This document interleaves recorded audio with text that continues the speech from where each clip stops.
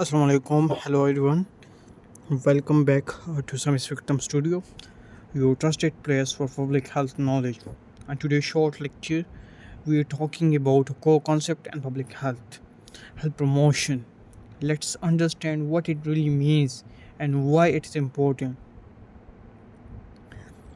Health promotion means enabling people to take control over their health and improve it. It's not just about avoiding illness, it's about improving the all quality of life.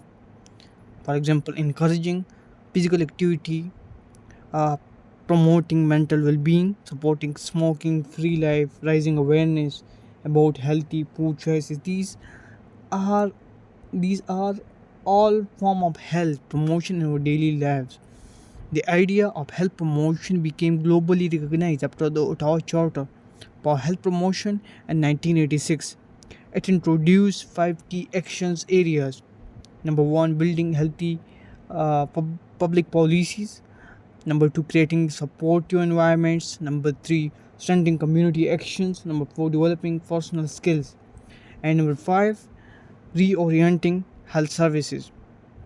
In simple words, health promotion helps prevent disease before it starts and encourages people to live healthier, happier lives.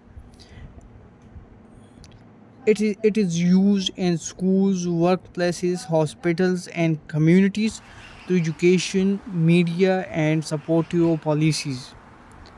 Thank you for watching SamiSpectrumStudio. If you found this lecture helpful, please like, share, and subscribe for more content on public health topics. See you in the next video, and always remember your health is your strength. Thank you.